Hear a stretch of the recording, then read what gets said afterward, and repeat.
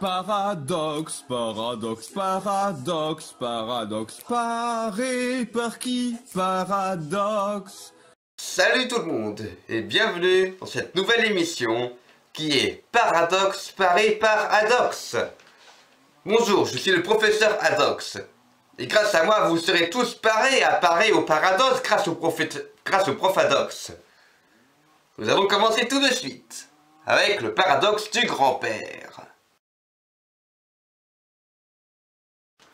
Eh mon gars, apporte-moi donc des trucs à boire. Tu ne sers à rien toi à la maison.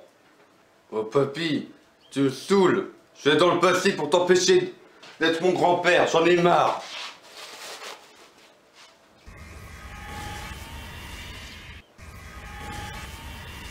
Bonjour monsieur.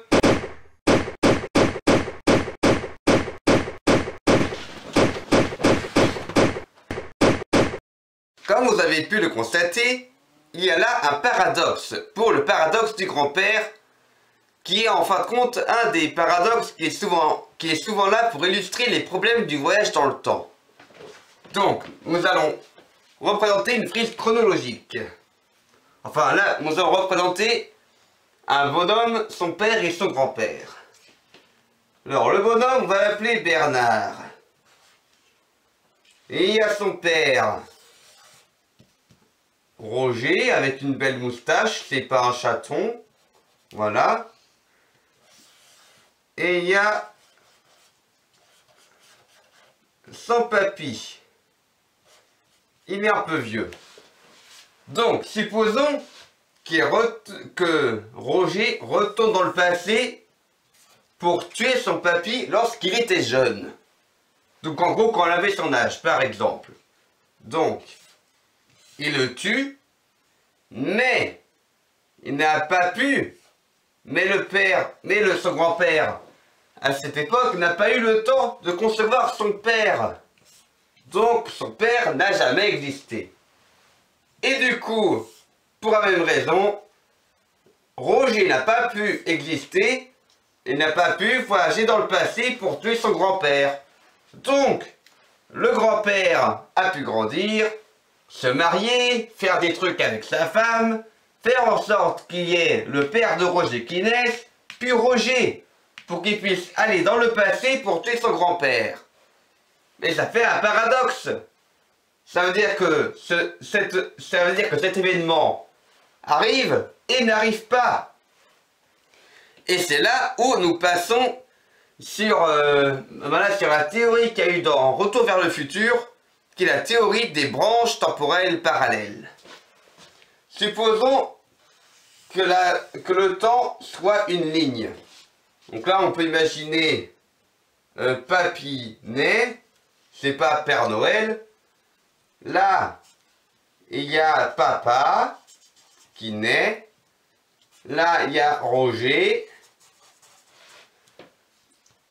Et là, ici, il dit, tiens, allez, je vais dans le passé pour tuer mon grand-père. Mais plutôt que retourner dans la même chronologie, il passe sur une autre ligne temporelle qu'il a créée avec le voyage dans le temps. Du coup, il y a une branche parallèle dans laquelle son papy est mort, il n'y a pas de papa, et Roger ne naît pas.